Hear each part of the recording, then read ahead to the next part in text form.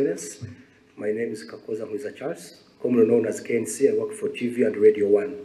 My question, DRC government rejected or refused to put into place the commitments, Washington commitments of June 27th. And recently we heard that you may meet with Congress President in the USA. If true, what should we expect regarding the Eastern Democratic Republic of Congo peace and Rwanda in particular? Thank you, sir. Well, I'm sure you are familiar with these stories where people may say one thing and do a different thing altogether. And sometimes it even becomes a pattern for some people to just not do what they have said they are committed to doing. And that is a characteristic of the situation you have with the DRC. The good thing is it's always in the open, it's in public. You don't have to explain much. If they were doing it quietly, people would get confused and start saying that maybe others are actually responsible for all that they are seeing. But the good thing, they come out and say it. They agree one thing in Washington or even in Doha, and that is made public. Then the next day or week, someone says, no, we are not going to do this and this until something else is done. And even when what they are referring to has also been under discussion. And whether in your mind you agreed or not,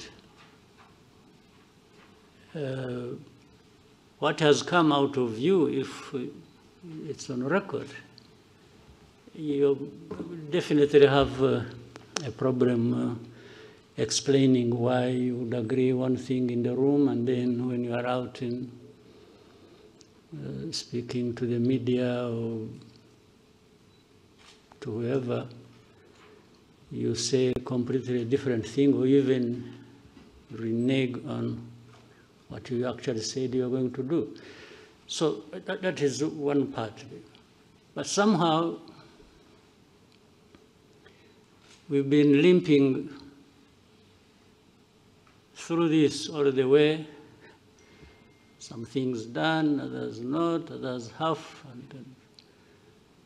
And now maybe possibly with the time taken and effort, we will find ourselves in Washington, which I should have started with. I think the fact that there is even a possibility of meeting in Washington and discussing or agreeing or signing anything is a good effort.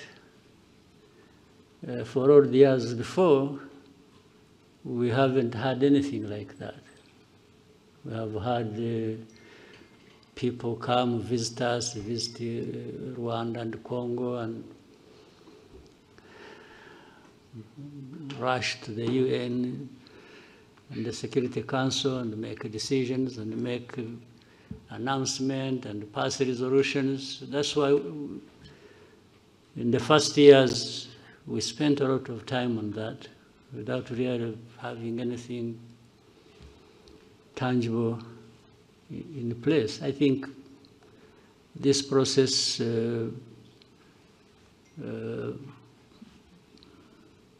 or the two processes, one in Washington, another in Doha, but talking about Washington, it's a good step in the right direction. Whether we arrive at a decisive moment that gives us a clear possibility and optimism that we are near finding lasting peace and so on. Yeah, it's something we can still continue to hope for and work towards, but at least there is that possibility, there is that framework that is in place, and the Trump administration seems to have done their best. You know, some of these processes will not work, not just because we are meeting in Washington or the powerful United States is involved. Yes, they have a big role to play. It's what I was praising them for, having made a huge effort. But until those people concerned directly, they themselves want and commit to achieve the end result, which is stability, peace, and security for all that needed, even the most powerful will remain wondering which way to go, or frustrated, if you will. So the onus is on us, mainly the people, the leaders, DRC, Rwanda, and others in the region. You know, Washington took over this when there were also other efforts underway.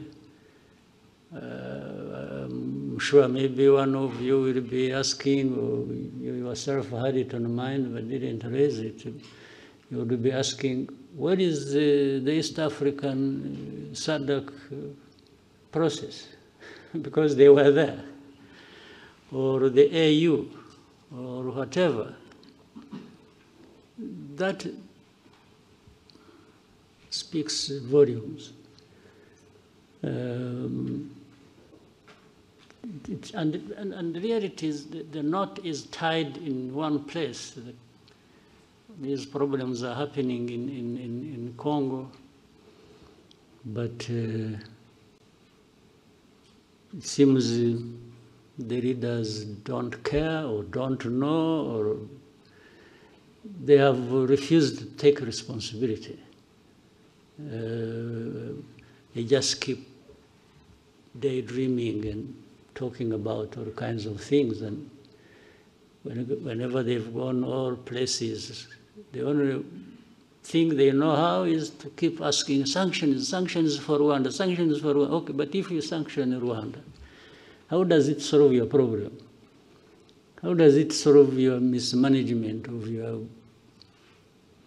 country affairs? How does it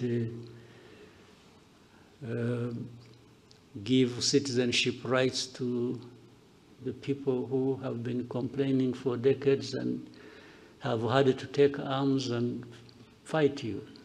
How does it solve the problem of you having to import mercenaries to come and fight for you? How does it do that? I mean, you know, people should really see things for what they are, and you may hear so many stories about different things, but you also have the ability to see through all that and make your own judgment. So, summary of so much I have said, I'm always optimistic. I always hope there is a chance another day and the following day. But I remain prepared to take care of the business I have to take care of. Thank you, Mr. President. Albert? Good afternoon, sir. Thank you for this press conference. Kind of a follow-up on where we started. At the same time that we have a meeting coming up in Washington eventually, at the same time you have a narrative that has been developing in these last weeks and touching on something that doesn't seem to be the way it is presented, talking about humanitarian crisis that is incredible, millions of people displaced in Eastern Congo, that people need to have access to Goma, and that is especially developed in Europe, for what we can see.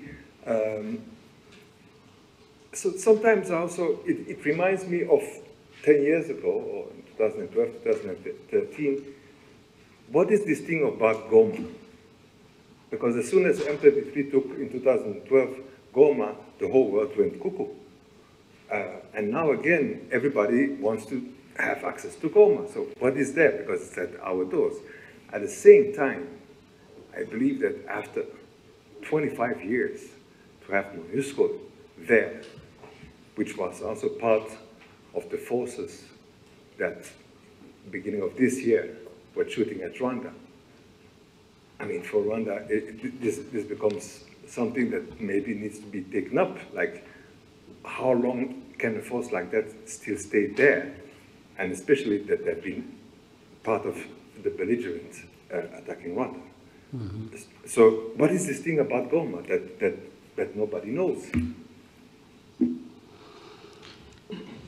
Well, Goma is near a volcano, which sometimes erupts, and so maybe that seems to be the factual thing about Goma. The rest are just stories. But from what you started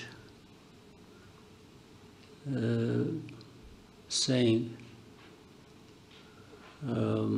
what is it that didn't actually originate from Europe?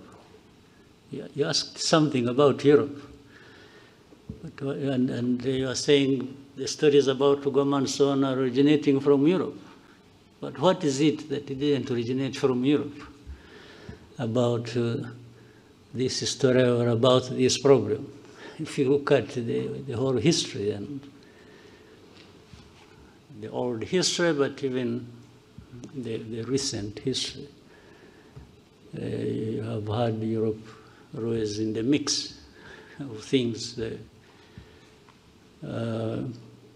in and between our countries, and even to do with the crisis we have in Eastern Congo or the region.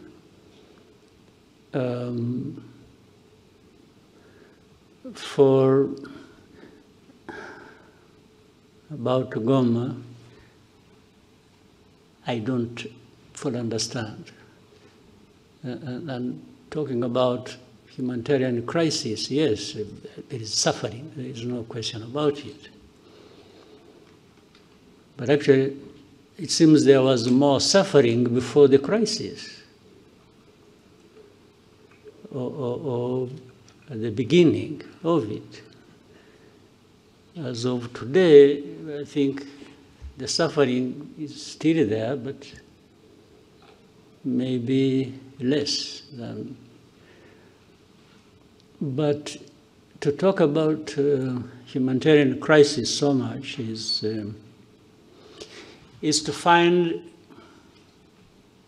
an entry point, an easy entry point into that crisis, and then shaping it the way some people want, given how they have been relating to this history I'm talking about all along before.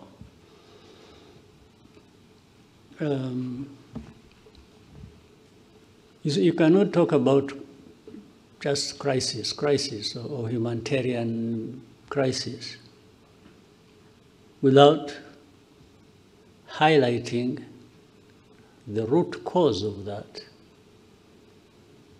And people have always avoided bringing up matters to do with the root cause, because in the end it exposes people like that. So there is always a way to shape things in a manner that there is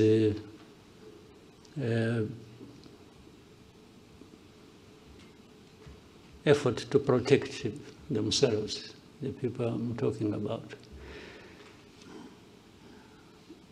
And is it a new crisis in Eastern Congo, or in Goma, or around Goma? You remember this crisis, I have said this before, and you have heard it even from other people, or you know it yourselves. This crisis was there 2012, came back 10 years later.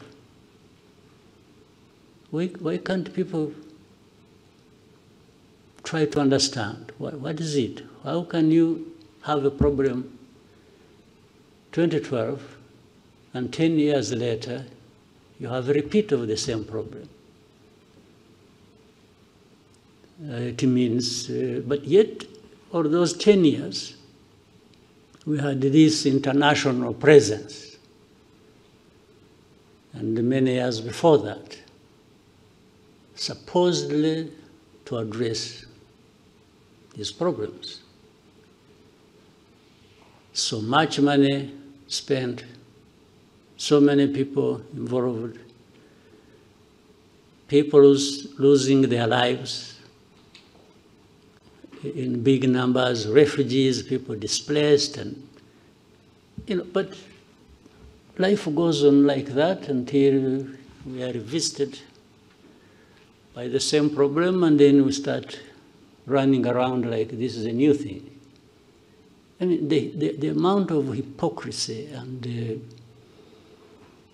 even double standards and real insensitivity of some of these powers that we know, who are associated with the cause of these problems, or who accompany the crisis in a way they have chosen, and in the end they are the ones making so much noise about, they look like they are really hurt by the suffering of people. These are people touched and offended by people suffering. But this is just trash of pretense. If you are like that, you have heard people talk about values, you see our values, blah, blah, blah, blah. It's a lot of nonsense. If you have the power of everything, whether political, money, or whatever, and then every day you're talking about values and so on and so forth, and even want to teach others how to respect values, yet you are the cause of the suffering, and you are the cause of the perpetuation of that. What kind of pretense is this? And you can't just, so when you see these people, coming out with a lot of anger on this and talking about, you see us, you've made a mistake, we are going to do this.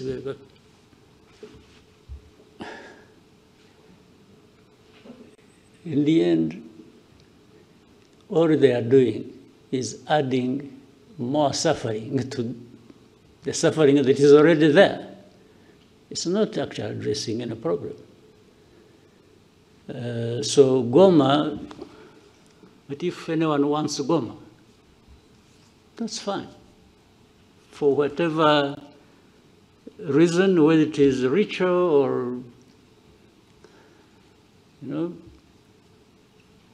some believe in witchcraft, they would want to go and pray in Goma and meet their witch doctors there and so on and so forth. Still, you know what? Goma is, it's not functional as of now, but it is in the hands of some people. You go and talk to them. But if I were the one, now let me be myself, let me tell you a story. If I were the one, you come and I'm the one controlling Goma, and you come to say, I want to use Goma. I say, fine. But these are conditions. Goma is part of my problems that I face with the government. And now it is in my hands. I will not give it to you until you show me, alongside that, how you address my problems.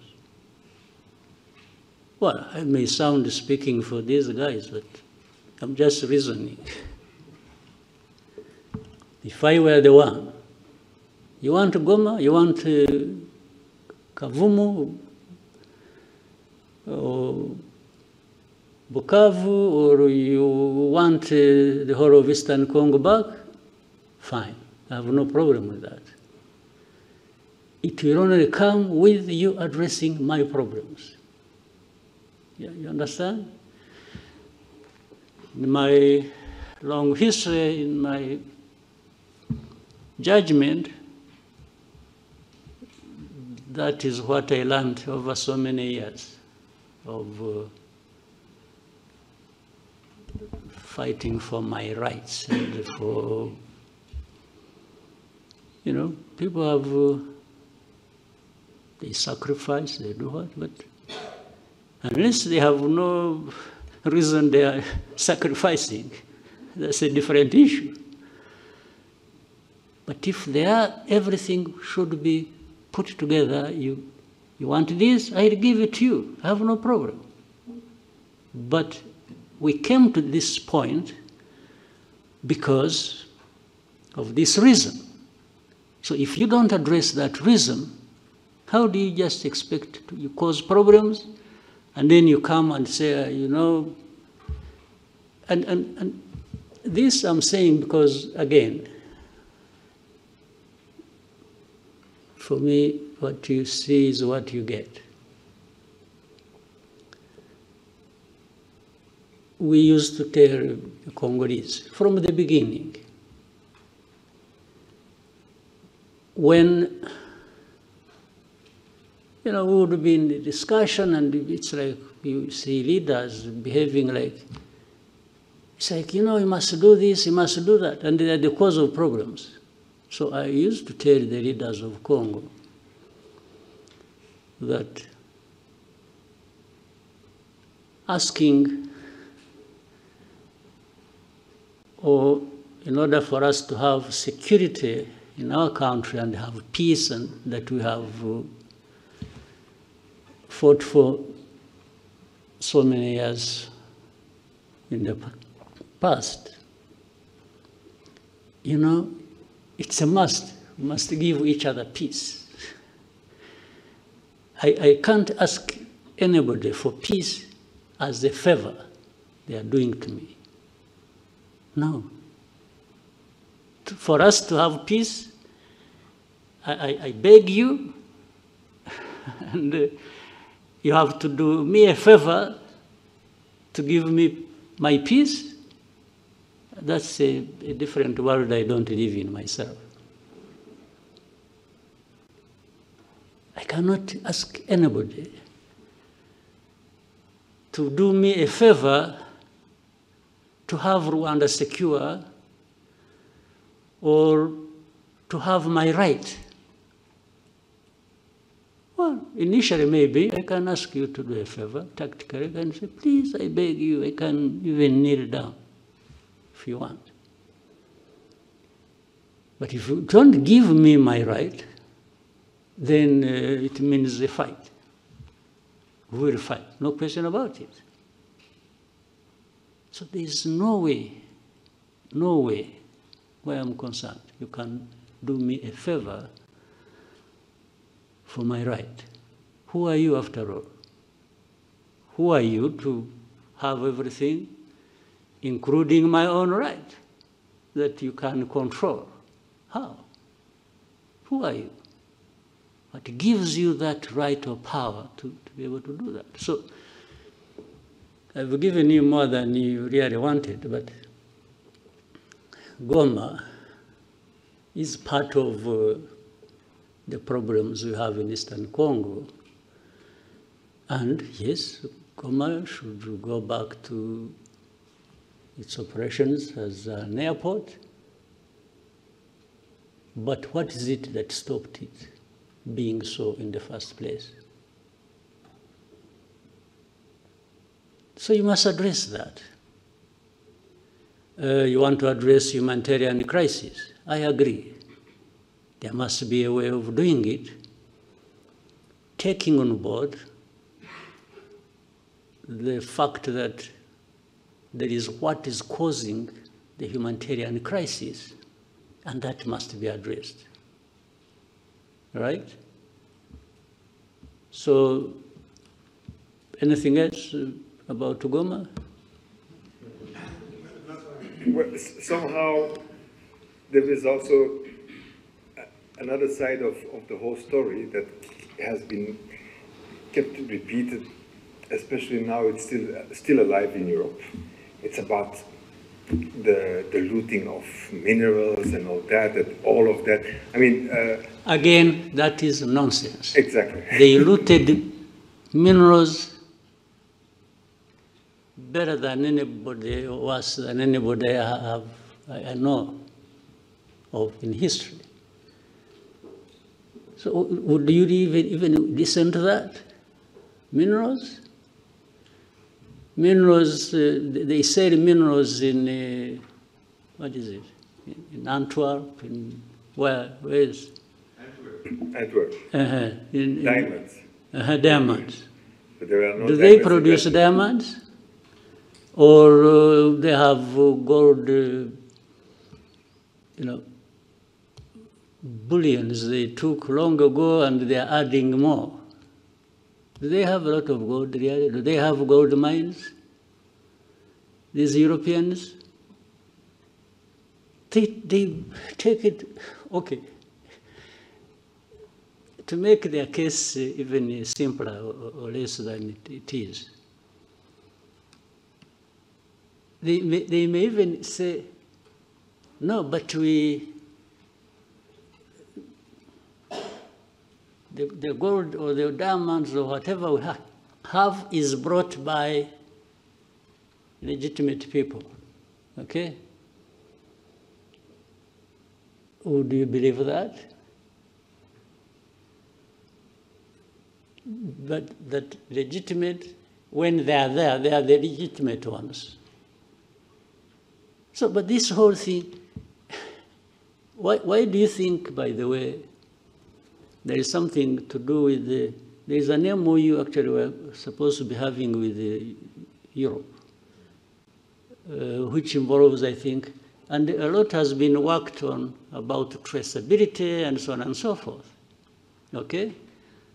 Rwanda got involved in that and passed every stage and the standard that was expected on that. Now, what is funny and contradictory is, at some point, then DRC goes to Europe and says, no, don't sign anything with, but how do you not sign anything that was supposed to be transparent and show where the minerals are coming from or who is involved? So on one hand, you want to be clear that there is nothing except that Congolese always passed through here, and some sold it here to Rwandans who went and sold it to somebody else. Others, they said it through Burundi, through Uganda, through the neighbors. But it is only Rwanda that was picked on about minerals. Simply because, I think with the audience back home in Europe, they listen more to these accusations, the more they hear of them, then the more questions they raise about Rwanda. Whether what they are saying is happening or has happened or not. So minerals, really think, okay, FDLR, that actually at some point was in control of Goma, or the surroundings of Goma. Why are they found to be innocent in the whole equation? And yet every day we point out things to do with FDLR. But they are not interested. They say, saying, no, they are few, they are... Well, if they think they are few, they should come here. We will take to... we give them face-to-face conversation with those that have been brought from Eastern Congo recently. They will tell them the stories. But do you think they even want to do that? Haven't some of you journalists, maybe, I hope you're also not selective about what you want to know. Haven't you asked to go and meet these people who have been brought from Congo, the FDLR, to tell you their stories that show you how they are so embedded and intertwined with the Congolese forces and other systems of government? So that plays behind the scenes role, and you don't see it at the forefront being talked about. In fact, some of these FDLR have been doing mining in Eastern Congo. Where do they take their minerals? Maybe those are the minerals that end up in Europe, but they would rather hold Rwanda responsible based on the stories around minerals. What sense does it make? You know, don't...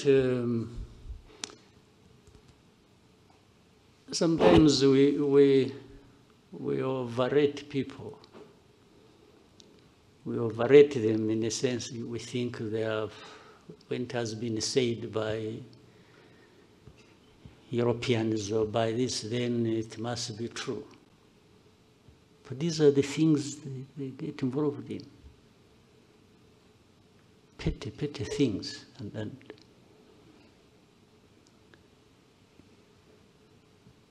without borders.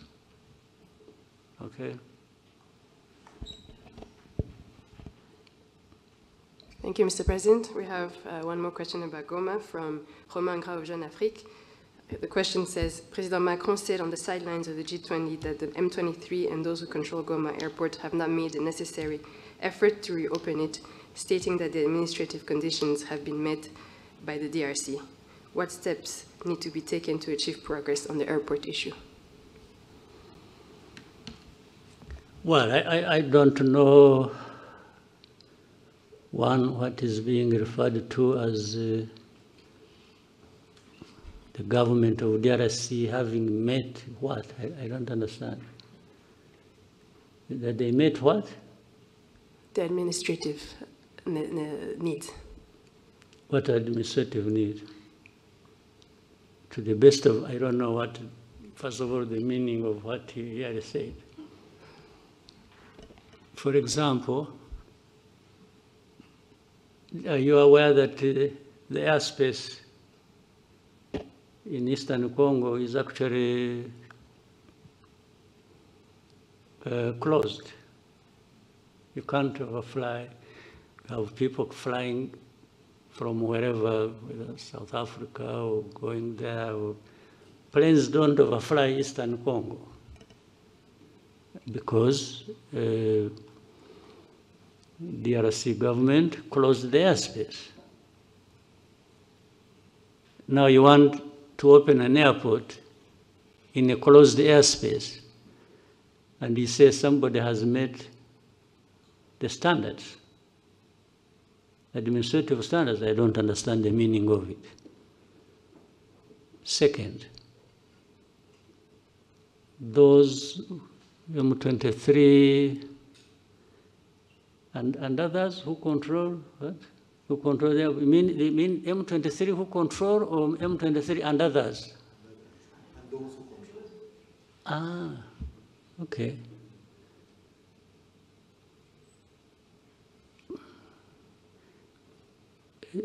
Could I equate it with saying, maybe he wouldn't like that, the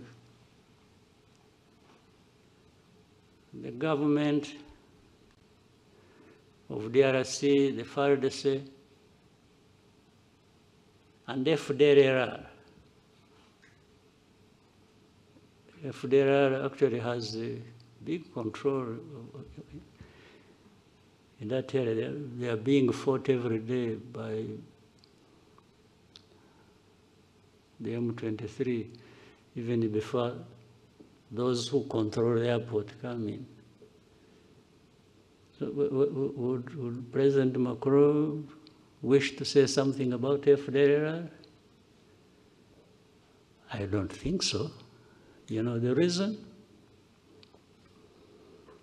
There is a whole story about FDRR and those others from Europe who talk about the airport, those others who control it other than M23. There are those others from Europe who control FDRR. That's why they are always quiet about FDRR. You see always when issues about Eastern Congo, about Rwanda backed M23, and then when FDRR, they are really whispering. They don't even want anybody to hear it. And then for government of DRC, it's some individuals who get involved in these wrong things. It's not a government. I mean, this is selective way of presenting issues and even wanting to address matters sensitive like that based on how you have selected to handle it. I think it becomes part of the problem, by the way. That's why I was saying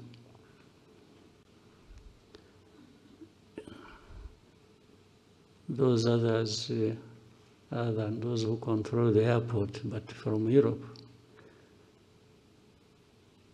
have been part of this problem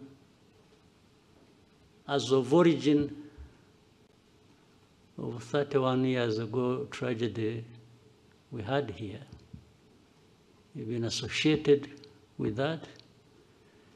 Maybe with the time when, if those things keep coming up, and the way they have been, we will say more about that. I think if they think we can be silenced to not talk about their historical role and responsibility in matters of tragedy here in Rwanda, and which crossed into Congo, and people there, you see hate speech, you see all kinds of by leaders. And those others in Europe tend to minimize it and don't even want to talk about it. But then they talk about Goma, M23, and the others who control it. who control both? I mean, I guess they mean who control M23 and who control Goma. Yeah, but there are those others also who control from the same place where the voice came, who control government of DRC and control FDLR.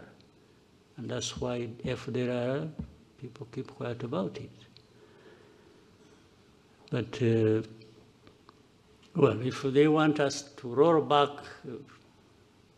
the whole efforts of the understanding of how we should relate based on their involvement in the tragic history of this country and region, they are welcome. Thank you, Mr. President. Next question for Lionel.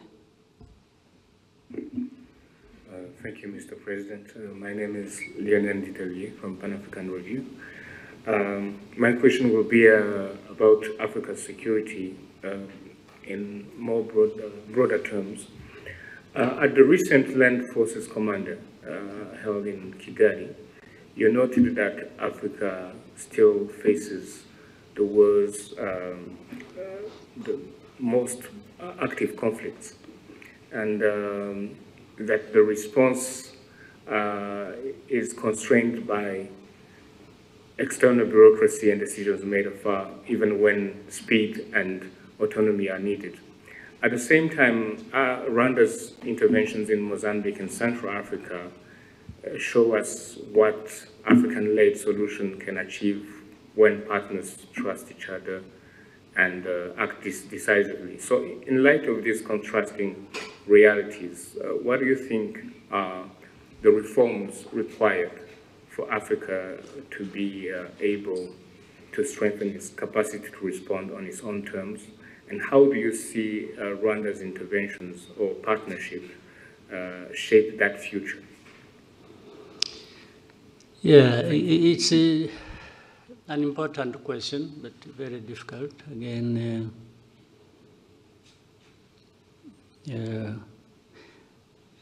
I think if I remember the saying, you can take horses to the well to drink water, but you can't force them to drink. You take them there, but it is the horses to drink the water anyway. If they don't want, you can only just stand by and watch, isn't it? So I think Africans, we have everything. We have the water in front of us and we are thirsty, we should be drinking. But we find an excuse for not drinking the water. I don't think we need anybody coming and whipping us into that. So when the Africans decide to drink the water that they actually badly need, I have no medicine. I can't. The only thing we try to do when we collaborate with our brothers and sisters on the continent, like in Mozambique or Central African Republic, or participate in other efforts, we are only trying to say, we can drink the water. We are actually drinking the water based on our thirst for it. And then it's like saying, why don't you? Telling somebody else, why don't you quench your thirst? So, I don't know. There is nothing Africa doesn't have, actually. All these things, or these areas where we fall short, I can only be surprised and say, why? Why do we keep falling short on everything, including the provision for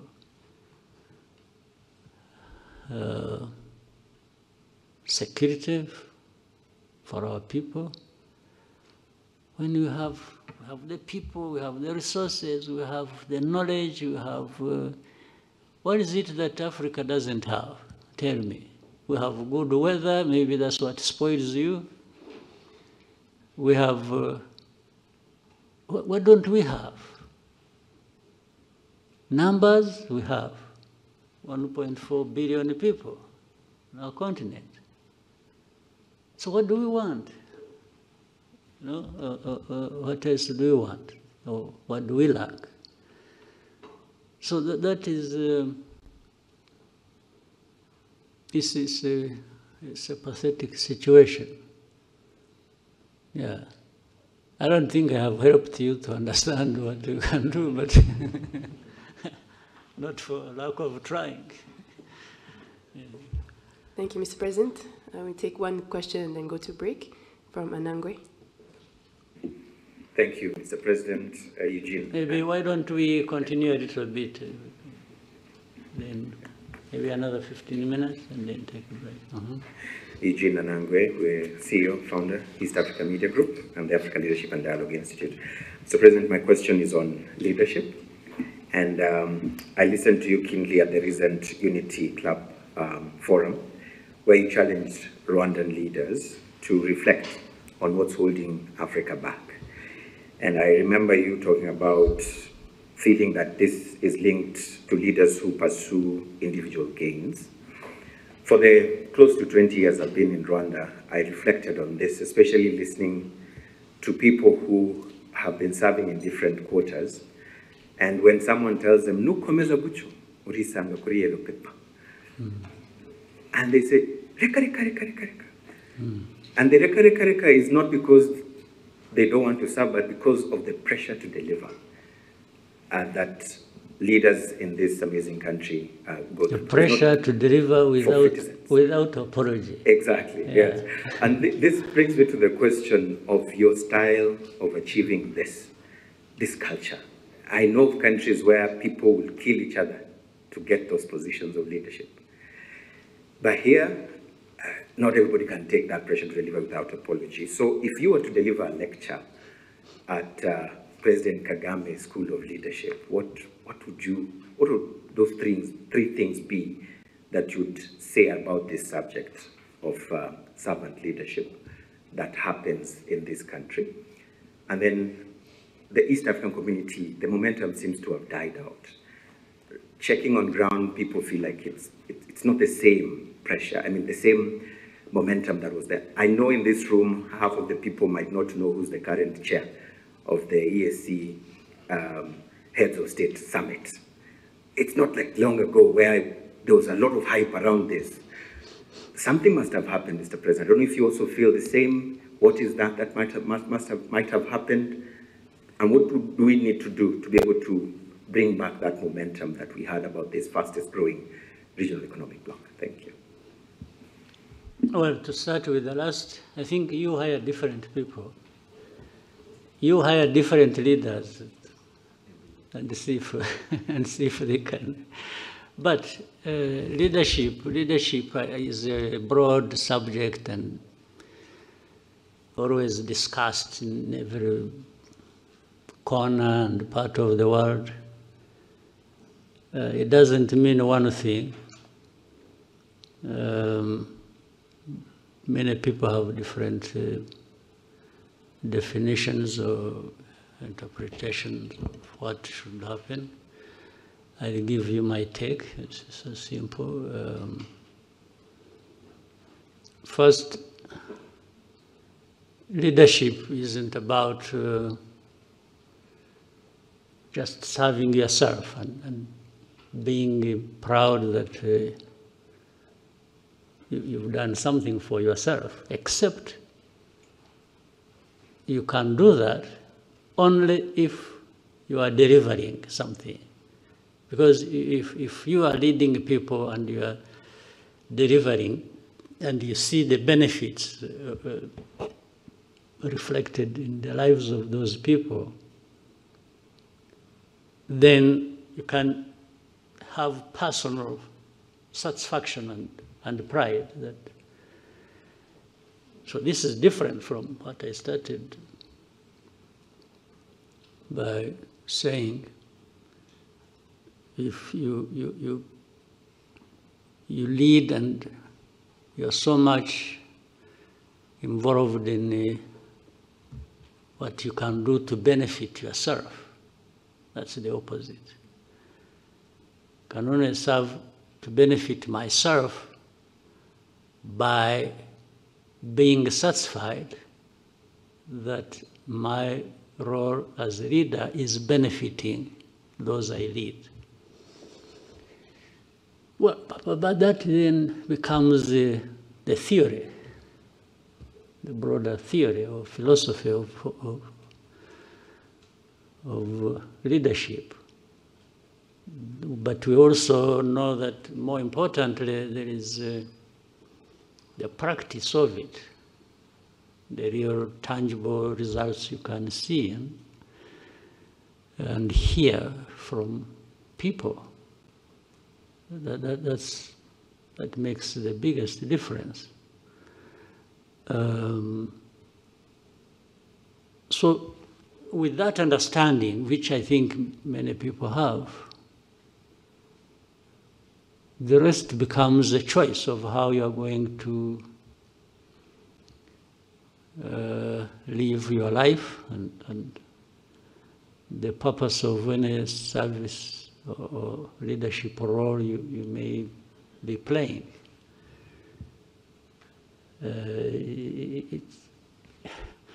We can learn the theory, but in the end, the practice is ours. Yes, you can study and have degrees bestowed upon you about leadership, and you can be an expert and be there actually teaching leadership, and everybody moves out of the room energized and feeling on top of the world. But the moment you step out of the door, the choice is yours.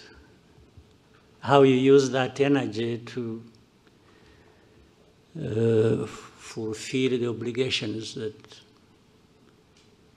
the theory was talking about. So it's not an easy thing. So you can therefore have this and match it on to what you asked about East Africa or whichever entity or institution.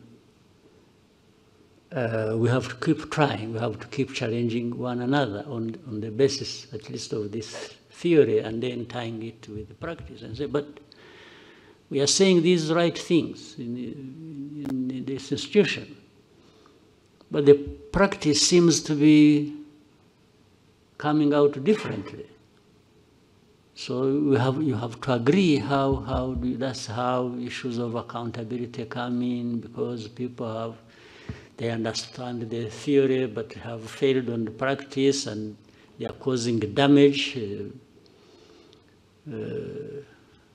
those they lead. And therefore, that's when you say, if you are found to be doing this and you run into this and you are causing suffering, then measures should be taken. By doing it intensively, I think you reduce on the damage that is caused by bad leadership. So, as you said, at a personal level, I also confess, I will tell you, I have no apologies to make for. And then I tell my people, you know it very well. I have said, by the way, when you get tired of me, get rid of me. I'll walk away without any, I will not fight back. If people say, no, you are becoming too much, insisting, both, too much is not just in time. Too much can also be how much you do in time that disturbs people, okay? But accountability and the desire to have results is not for the half-hearted, no. So by nature, I found Either I'm doing it, unless somebody shows me saying, what? There's something wrong you are doing. I listen, by the way. I also have ears, I have a sense of trying to listen and learn, but if nobody comes up, and we all agree that what we are doing is the right way to go, on that one, I push everybody in my domain as much as I can. But age is catching up with me, so I have some reduced energy, not like I had 25 years ago. But I still have, I can still bite. I still have some, right. Thank you, Mr. President. Vincent? Maraco's Excellency, Vincent Gassana, Katie Press. Bear with me, sir, I'm going to go back to the DRC crisis, which continues to cause instability, insecurity, and of course, devastation for the people of Congo. It seems to me, sir, that the main factor perpetuating the crisis is what is a determination by certain Western governments to direct away from the attention away from the causes, underlying causes of the crisis, and instead just seeking to make Rwanda some kind of sacrificial lamb for every sin to do with the DRC. Now, I appreciate, sir, that Rwanda does not have the power or the influence of these nations, but it is nonetheless a sovereign nation, a sovereign member of the United Nations, African Union, and other similar bodies. I wonder if there are any mechanisms within these bodies where Rwanda can table motions to hold these governments to account, not just to give Rwanda respite, but most importantly, really, for the sake of the people of Congo who suffer the most from what is a profoundly egregious cynicism, which this government seem to think works in their interest. Thank you very much, sir. Yeah, again, it's, I can say we are trying, and we'll keep trying. Maybe every day that comes to pass has brought something new, and looking forward to the next. But this is the state of affairs in the world we live in. There are these things that are never straightforward, and much as we may deny it and keep running away from it, it's that saying, having might tends to make people right, or give them the right. So we have had this for a long time. They might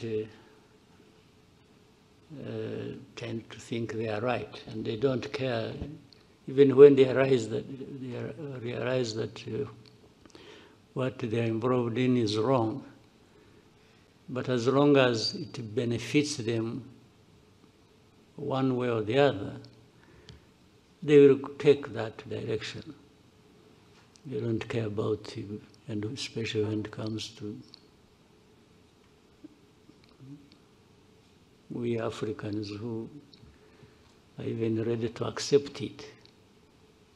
It's like Africans, we are happily exploited. We tend to, be so subservient that somebody does wrong to you, and the tendency is for the Africans to be the ones to apologize. You get offended, you get hurt, then You are the one to apologize. And really can't keep blaming somebody else other than ourselves. Why do we? So, but we can't keep quiet. We always raise these issues. I'm sure there are many who are capable of doing that and who want to do that. We all can't be silent in this case. So while our power is limited, it's not like theirs. One, we have to reject it, that we can't just be treated the way we are. The second is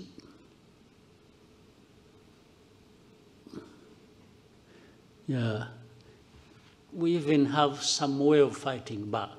Fighting back includes to keep exposing the truth about all these lies and the suffering that is brought upon us, we Africans.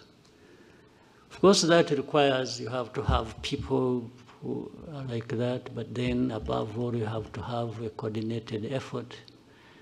That's why there is always a search for Africans. You are talking about, you are from Pan-African something. Yeah, the Pan-African means really working together, finding like minds to, and not accepting that we can, whether at individual level or at a collective level, we just have to. So there is always a moment, there is always a chance, there is always a place where even speaking up and speaking out makes a difference. That's what we have to do. And knowing that most of these crises, actually, when you look a bit underneath, there are things like this. We are talking about Congo a while ago. There's nothing between Rwanda and Congo and the conflict thereof. There's nothing that is just Congo and Rwanda. Underneath, there is a volcano, yes, that you have to contend with. There are these external factors and actors and forces that are operating. So the moment you are conscious of that and keep finding ways to minimize the damage it causes, I think the better. Mr. President, we'll take one more question coming in from William Wallace of Financial Times. He's asking what is causing the delays to the Washington summit with DRC. If it does go ahead next month, how confident are you in a peace that sticks? Yeah, that's almost like another question I answered earlier, but what is delaying, I can assure you, does not come from or relate to Rwanda. That's I want to confirm that. It comes from somewhere else. I don't know, maybe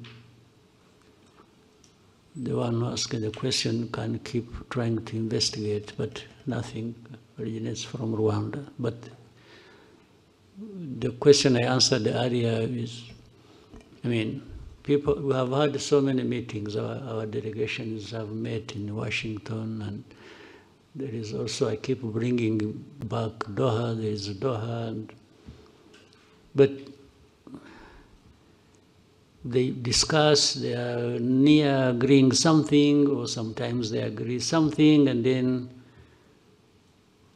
just out of that place, the next day, somebody is just it's in the open. It's not done quietly. Something, no, I want to do this until... You have heard somebody say, We are not going to sign anything in Washington until Rwanda has removed forces from DRC. That becomes, but these are things that have been discussed even before we went to Washington. There was a discussion about that, whether in Rwanda or so. But then you are in Washington, we agree that, yes, there are a number of things that are going to be done by both sides, and this is the sequence, and they sign. Our people, delegation, and the delegation from DRC sign. And then after that, the next day, whether still in Washington or back home, they say, no, we are not going to do this until, now they set different conditions other than what was actually done and agreed in Washington. So this is what delays the things. So for us, we've been here waiting. There were many times well, we are hoping that they are saying that maybe beginning of December, I'm not sure that we are going to meet in Washington. I'm not sure whether tomorrow somebody doesn't say, no. For me, I'm not going to Washington because either last night he dreamt or was told by a priest whether the backward, the old priests or the new ones, that it's a bad idea or it's a bad omen to do this. And somebody just says, I will not go. So what can I do? Yeah. But we are still hopeful that maybe because those bringing us together maybe have some power to move things, but at least for sure they have the intention. So we will wait and keep hoping that it's not just about a trip to Washington, it's about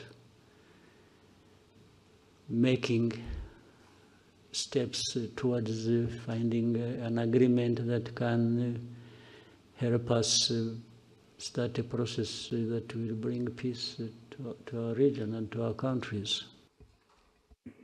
Hello, Mr. President. Vivien Latour for the newspaper La Croix in France. What are your thoughts on the very likely dismissal of charges against Agathe Habyarimana in France and the link or influence her family could still have with FDLR through Kinshasa? Thanks.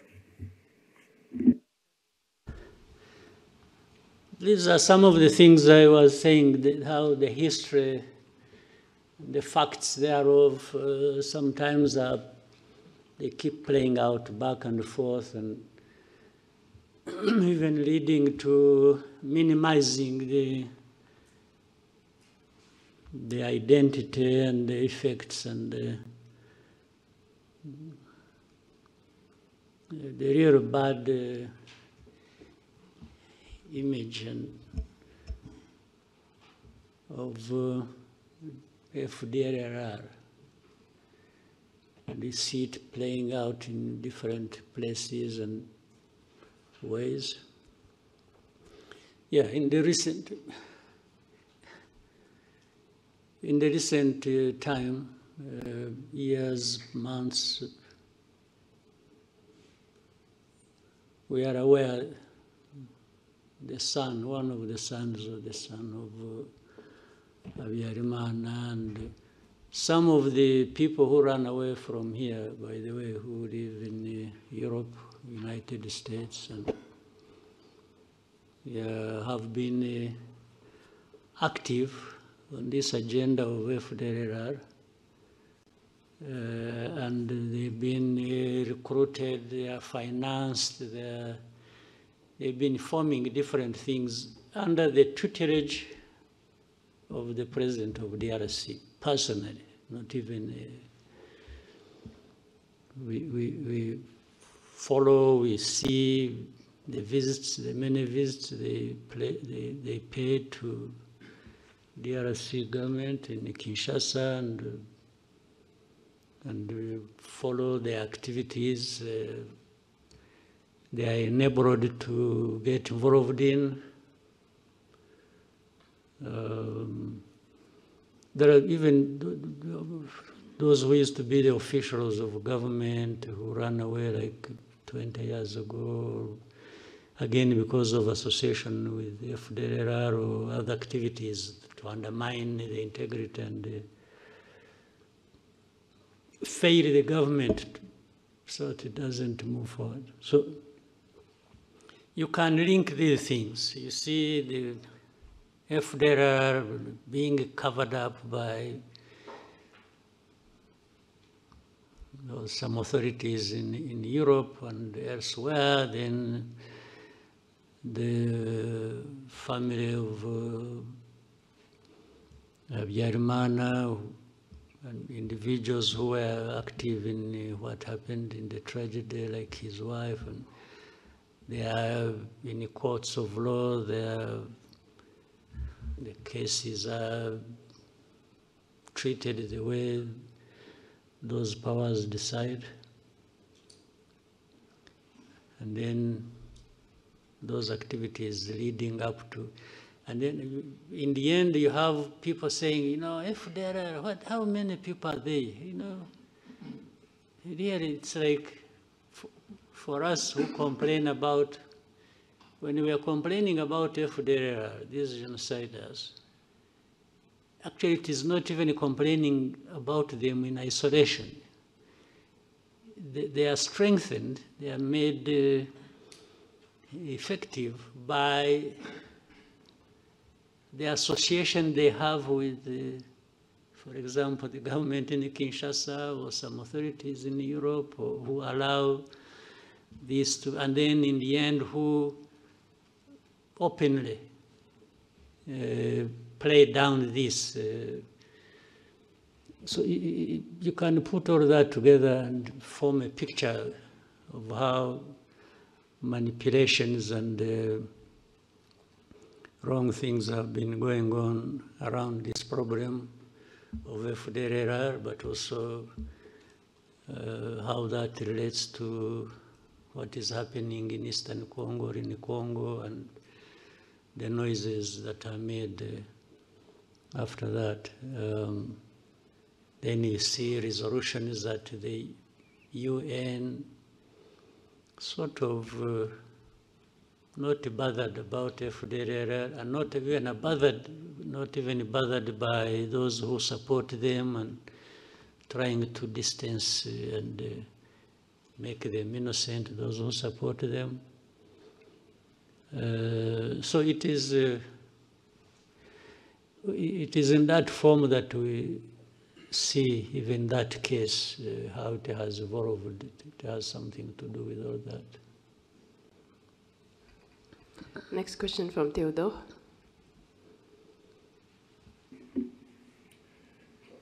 Hello, Mr. President. Theodore de Queiroz. I'm a French journalist based in Rwanda for Le Monde and the AFP, and also TV5 Monde. You spoke about association between FDLR and Kinshasa.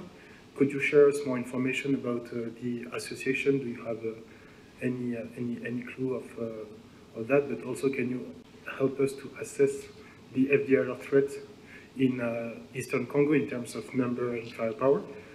Also, as dismantling the FDLR group seems to be one of the key of the Washington Peace Agreement, when will you consider that this group is dismantled? Thank you. Well, everything I have said, even here, about FDLR and those who they are associated with, explains that. I don't know whether I just have to repeat myself. In fact, I even talked about how there has been talk about numbers as a way of making it. The easiest way to give you numbers if you operate here, maybe you should find time, they give you access, you talk to these people who have been captured and brought here among the leadership of FDLR, so that you talk to them directly.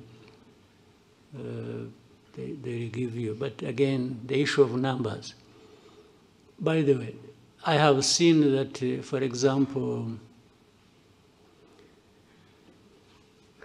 let me give you,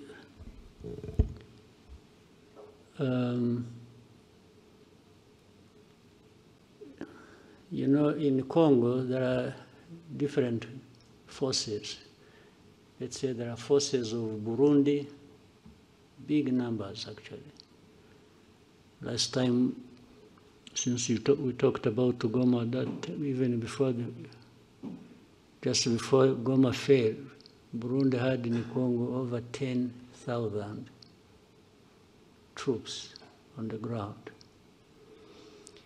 Then you know that there are Ugandan forces in the areas of Ituri, Beni, and so on and so forth. According to DRC, these are invited, so meaning they are there legally. But for the forces, for example, of Uganda, one of the reasons they are legally there or invited is to do with these groups of ADF. Would you be interested in finding out or understanding, or let us understand, in terms of numbers, how many are ADF? To make it such a significant problem that justifies the presence of, let's say, the amount of forces that, the number of forces that came from. Do you have an idea? So, because I suspect there may be a fraction of FDLR, but it is taken seriously by that label put on them, terrorists. You see, terrorists, even when they are 5, they actually do harm, and people take that seriously. So if there are, why no one would take them seriously, knowing that their history, and worse still, knowing that they are associated with a government in DRC. And I mean, this is a public knowledge. Even the way you have heard of hate speech, you have heard of all kinds of things. If you want to know, you must be knowing. So still the issue becomes, how many would they be? How many? So it's like putting me to task. One, it is falsifying the issue of numbers. If we want to know about numbers, there are many. That's very fact. Then, but the essence of saying, how many are they? It's like to say, you are exaggerating. No, I'm not talking about you. I'm talking about what you said, that is said by so many, including authorities in Europe. I have been asked by some leaders of Europe, how many are they likely to be? When somebody asks me that question, immediately I know he's interested in covering up. the problem. And therefore, I associate it with all this I see. I said earlier when you are talking about FDR, say the resolutions, the statements made at the UN, they come saying, you know, it is really like a whisper. It is just mentioned in the passing. It's not, but the reason is so that it's like Rwanda should not be taking action against them, which means from there, I can see they are saying they are not connected with the whole history or even their responsibility in what they did here. Well, by the way, they have also questioned even numbers of those who were killed in the genocide. It says, moderate this and the others are just mentioned in the passing. It becomes an issue of moderate people who died. It's not about the mass of people who are killed in the genocide. This has been a subject of discussion and debate unnecessarily, in my view, for such a long time.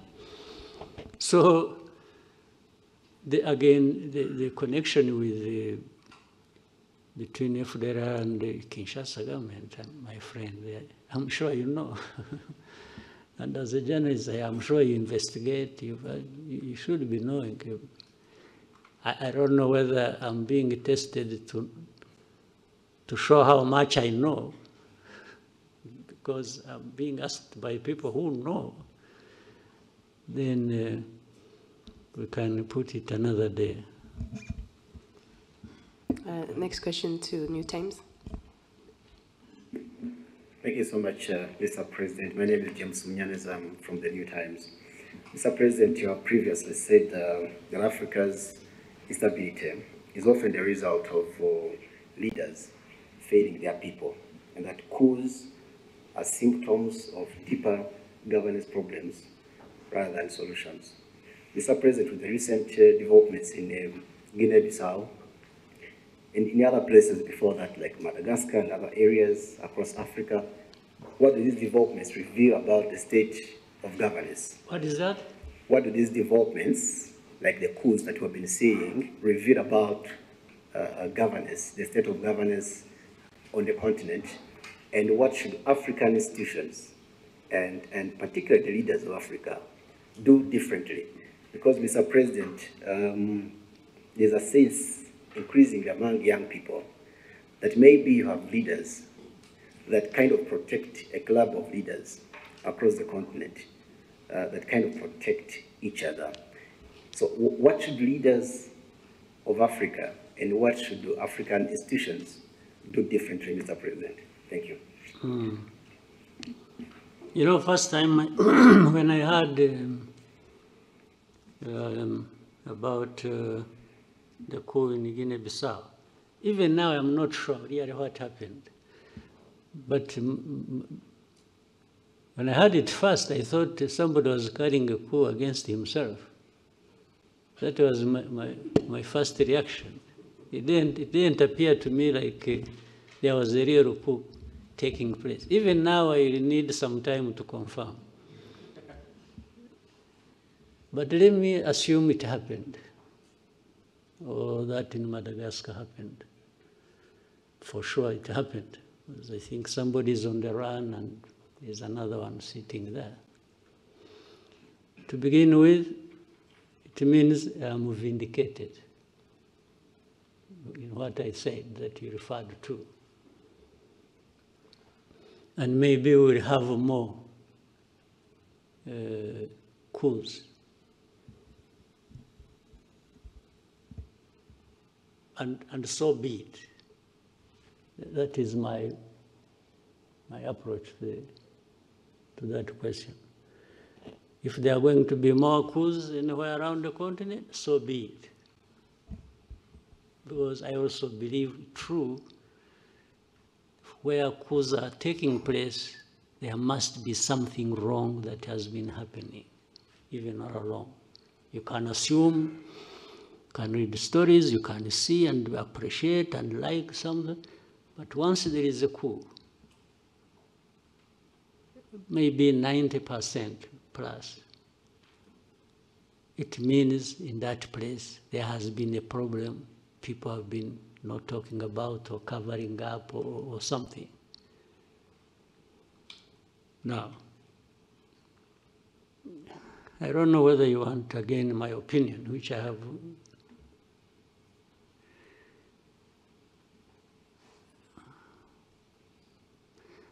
Because what is interesting, some of these coups are happening in a place where these, they are happening in places where these people who make judgment about us, the West, have been praising leaders. Okay? These coups only happen to tell these people you've been telling lies. Tell me, and maybe you can think about it and investigate and find out later, you'll tell me later.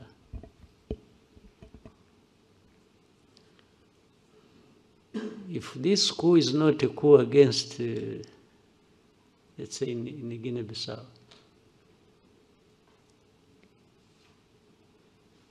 what do you know about Guinea-Bissau that tells you, you know what?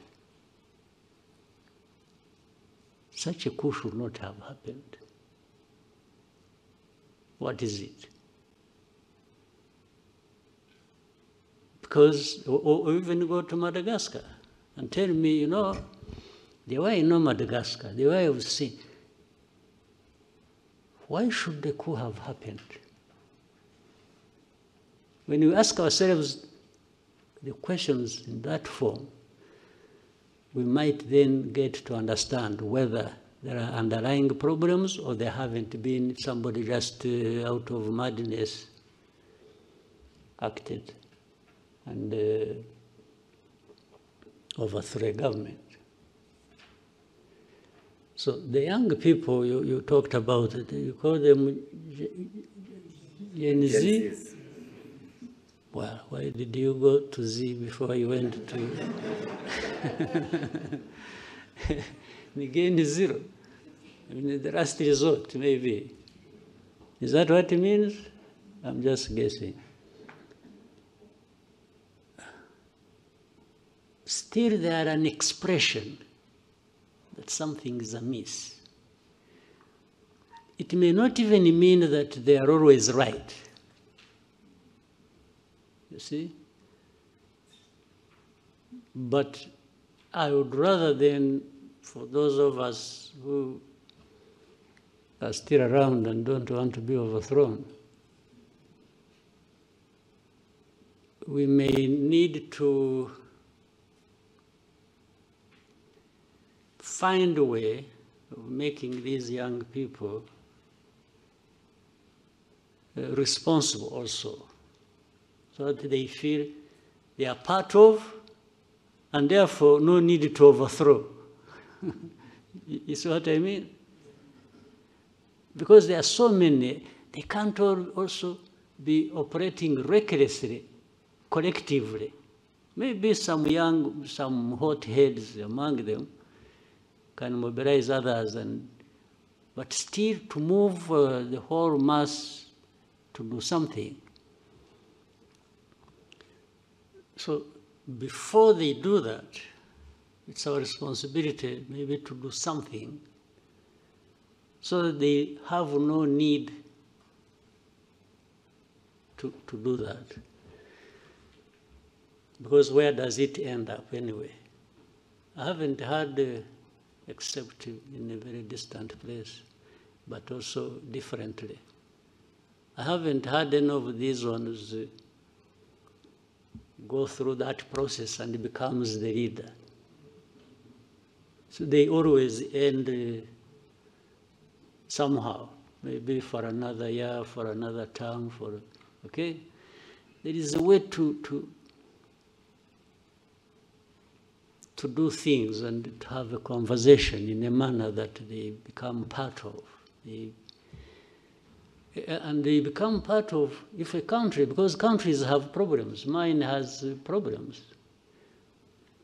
And people necessarily do not get everything they want, because there are real problems that people say, this country, if I use my example, wouldn't have everything as they wish to have it. But it is my duty, and for those other leaders of this country,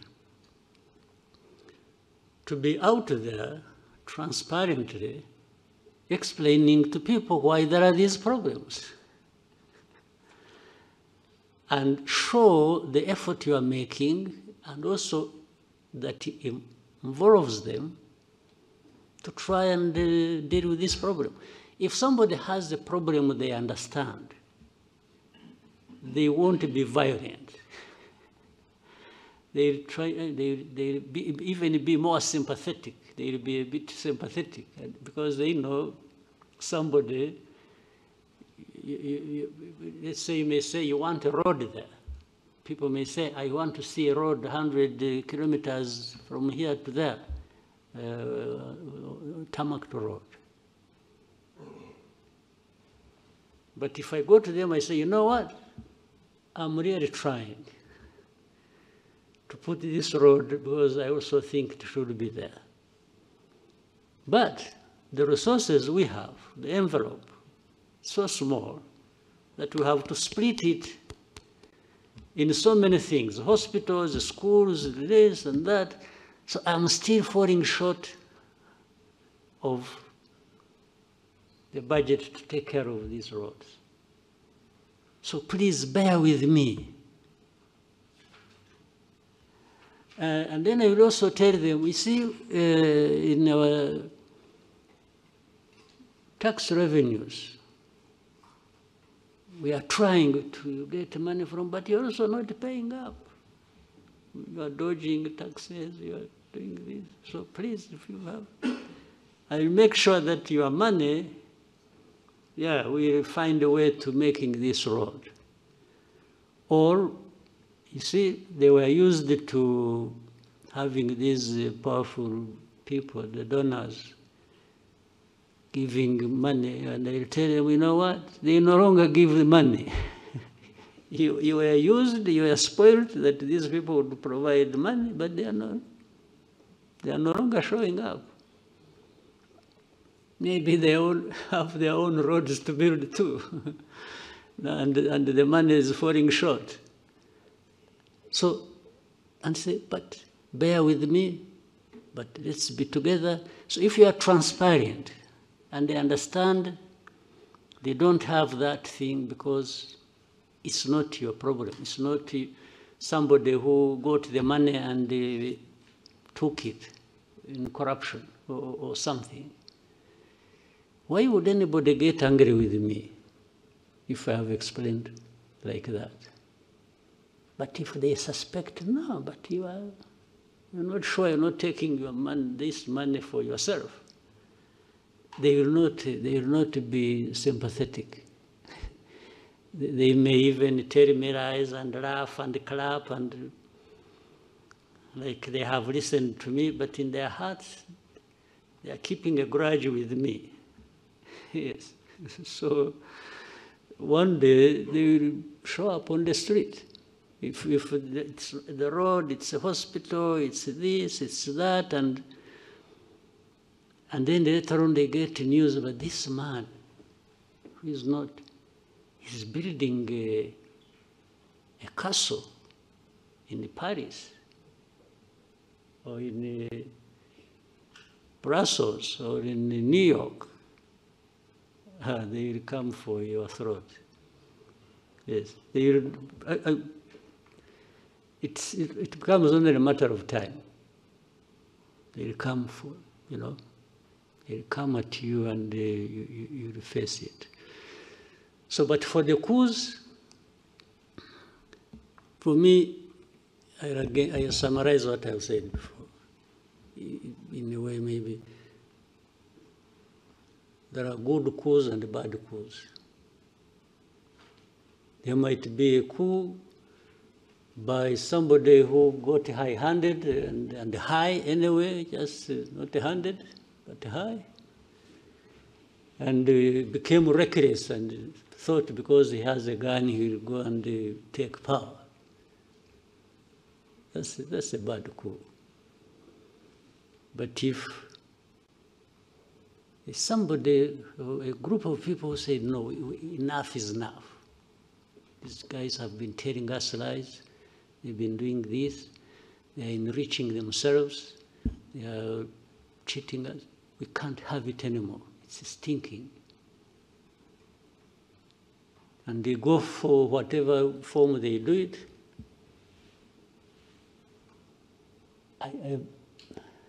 I think I'm okay with it.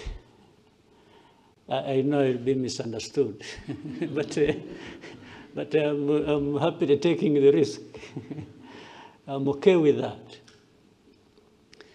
But not entirely okay until I see that somebody who did that, or people who did that, and they were sick and tired, and that was justification, until they are seen to be making a difference, then I'll be, I feel settled in my mind. But if you come and do the very things you overthrew people for, or do worse, then why did you carry out the coup? I just say, no, this one deserves another coup, or should go to jail. Yes.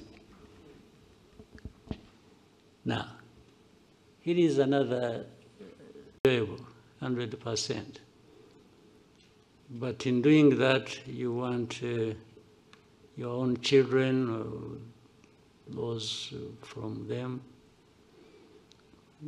as they grow up, to just be decent people in their lives. Decent meaning the core part being what is expected of them in society and by so, but also making their own mistakes and owning up and growing with the purpose that they can live and lead in the society where they grow up in. They must have some bearing, the bearing being the Rwanda, the family, so we would, and for those ones, other than the grandchildren, the children, we once in a while we have a discussion around that. And I have time to tell them my experience, my life, young, middle age, growing up to the age where I am, and all that the family, my wife and I have had to go through to make sure that first we survive and they survive, and so the efforts can't be for nothing. The efforts can only be for the fact that they must grow up as decent human beings as much as they can. I can tell them so much, but only they can do so much. And if they can learn from that, which we always have to insist and they do, Well, that's it. And actually the issue of them growing up as president's son or daughter or grandchildren does not feature much. We try to remove that from the conversation as much as we can. They just have to grow up as decent human beings. If they become presidents themselves or become whatever they want to become or become nothing, that's up to them. They know how to live with it. Yeah, so, but it forms a big, big part of my life, and it feeds into the energy to do what I can do, and without a doubt. One other person, maybe? Thank you, Mr. President. These two, now they are four. Some of them are raising for the second time. No, not for the second time, no. We can go to Jadot. Murakoze nyakubahwa Perezida wa Repubulika. Biriya abantu mwagarutseho nyakubahwa Perezida wa Repubulika muri iyi minsi, ahubwo nyuma ya COVID biragaragara ko intambara zishingiye ku kwigwizaho imitungo zongeye kuba nyinshi. Ingaruka zimwe za hafi ni uko ibikomoka kuri peteroli birimo guhenda, ibihugu nk'icyacu bidakora ku nyanja, ndetse tukaba twinjiza byinshi birenze bisohoka. Cost of living nyakubahwa Perezida wa Repubulika irimo irazamuka. Nkaba mvuga nti ko bigaragara ko ibyinjira mu gihugu birimo bihagera bihenze, ibikomoka kuri peteroli bigahenda, mu kubigura umunyarwanda ku isoko ibiciro bikaba bitoroshye, ingamba nzibacyuho za leta y'u Rwanda zo mu gihe gito cyangwa se ku buryo burambye zaba ari izihe nyakubahwa Perezida wa Repubulika? Usibye ibyo bibazo biriho kandi bimwe byumvikana tugomba guhora dushakira umuti, reka tubanze tunahere gusubiza amaso inyuma urebe aho tuvuye n'aho tugeze, n'ubukungu actually buhora bukura buri mwaka. Ubu turi mu mbere ku isi bafite ubukungu bukura, nuko ari igihugu cyangwa ari ubukungu bukeya gusa. Ntabwo ari igihugu kinini, ntabwo ari ekonomi nini, igihugu gitoya, ariko ubukungu bwacu buhora bukura buri mwaka. N'umwaka ushize n'uyu nguyu biragaragara ko turagenda tujya hejuru iteka ya karindwi n'igice ku ijana. Ntabwo ukwiye kwibwira ko biva ku busa. Niyo urebye n'imibereho y'abaturage mu myaka 20 ishize yakomeje irushaho, abaturage umubare wabo uriyongera, ariko n'imibereho yabo igenda yiyongera, byaba buhoro gato, byabaho byihuta, ariko biriyongera, ntabwo bisubira inyuma. Ibijyanye rero n'ibyo bijyanye n'ubukungu ku buryo bw'ibyinjira ibisohoka bavugaga, ingamba ya mbere ni ukugira ngo ibyo twohereza hanze birute ibyo tuvana hanze. Nibyo byatuzamurira ubukungu kurusha.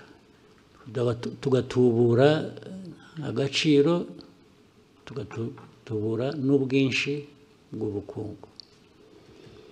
Izo nizo ngamba. Buri kintu cyose dukora biva mu bintu byinshi bitandukanye. Iyo ugiye kureba no mu bukerarugendo, igihugu gisurwa, abantu bava hanze mu mwaka nyirango ushize barenze miliyoni n'ibihumbi 300 cyangwa 400 amafaranga avuyemo arenga miliyoni 600.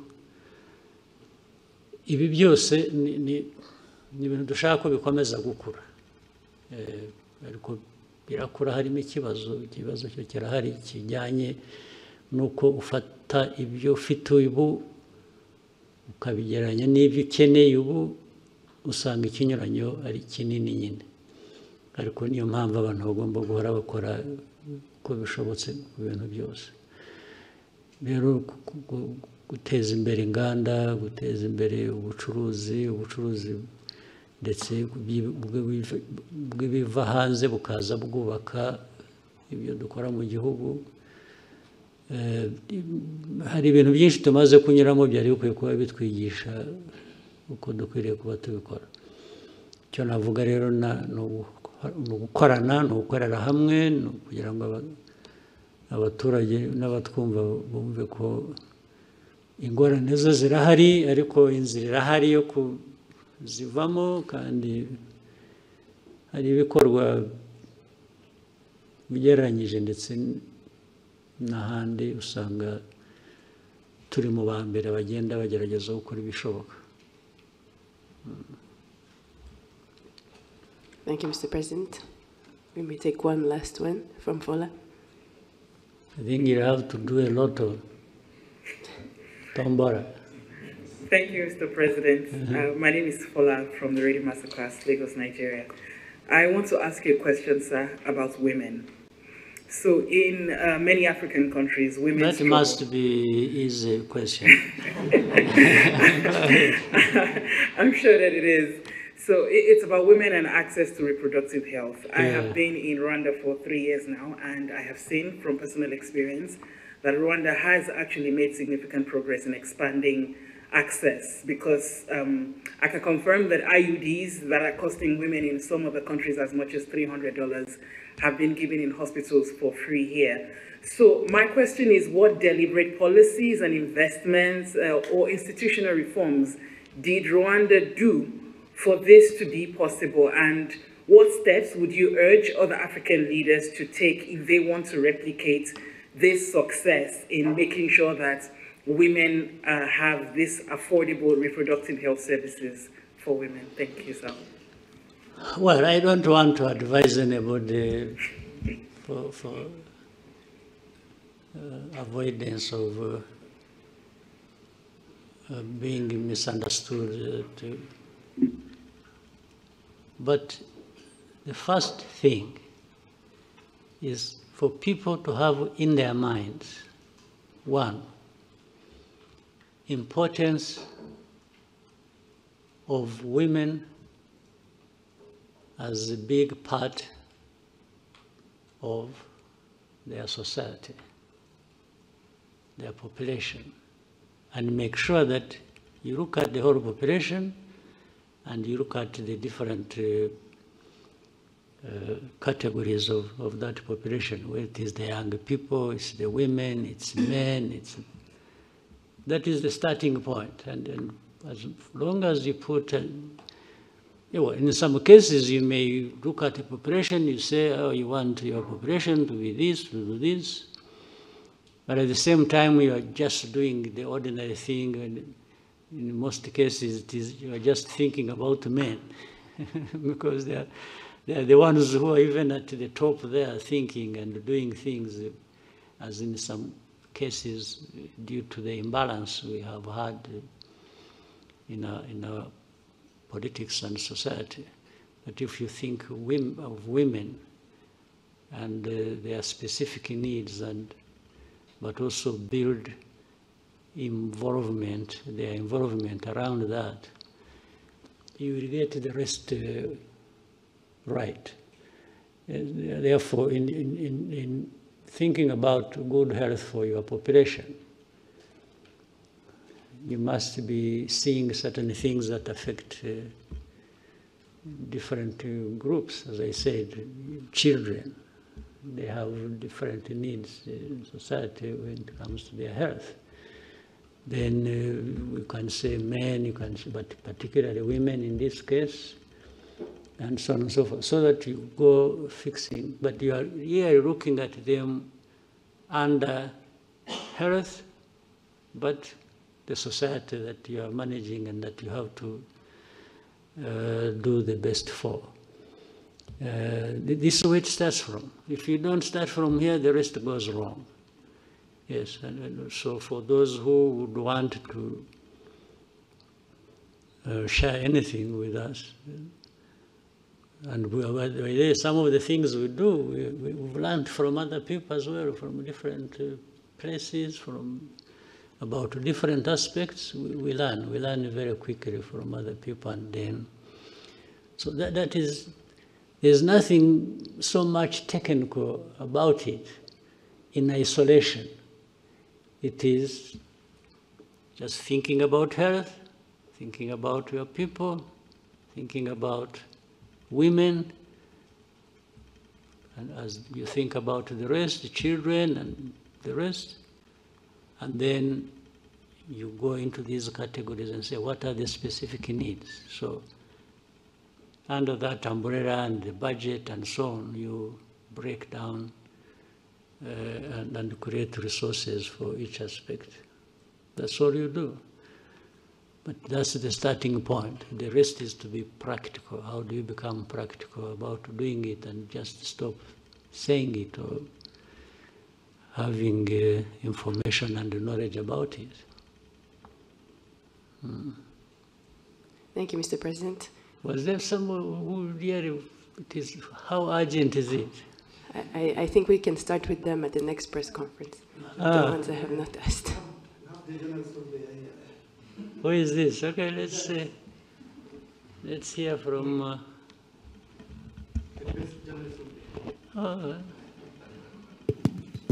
who did want to hear from that? Murakoze nyakubahwa Perezida wa Repubulika. Mfite ikibazo kimwe nshaka kubabaza mpagaze kandi mbashimire, murakoze cyane. Nyakubahwa Perezida, mu minsi ishize twabonye intumwa z'i Burundi mu gisirikare n'iza leta zitabira ibikorwa byabereye n'aha ngaha. Ejo bundi tubona impunzi z'abarundi zitaha ku bushake zisubira i Burundi.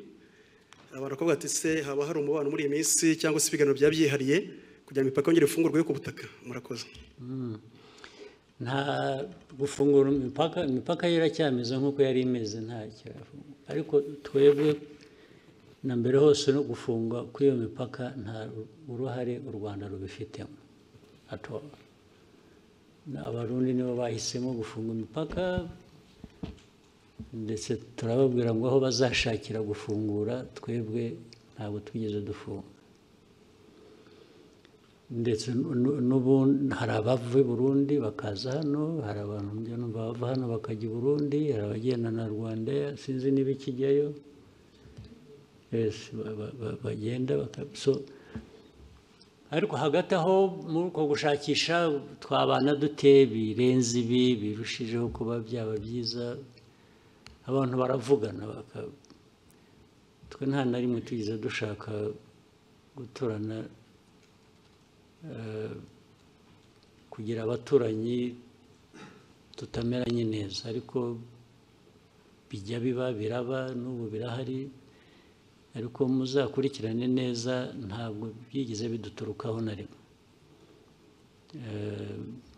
Niyo mpamvu ndetse kugenda no kugaruka rimwe na rimwe, twe nta abantu iyo bashakiye baraza, bashakiye baragenda. Nabo aba impunzi niba duha za UNHCR cyangwa abandi bakorana n'impunzi bakaza bakavugana nabo, niba hari abumva bamaze kurambirwa ubuhunzi bashaka gusubira iwabo, twe tubaha UNHCR ikabatwara. Ntabwo twagumisha hano ashaka gutaha, n'ubundi yaje hano atari uko tubazanye, ahubwo ni uko bahuye n'ibibazo iwabo bagashaka kugira ngo baze babe hano. Nta kintu gishya rero kindi.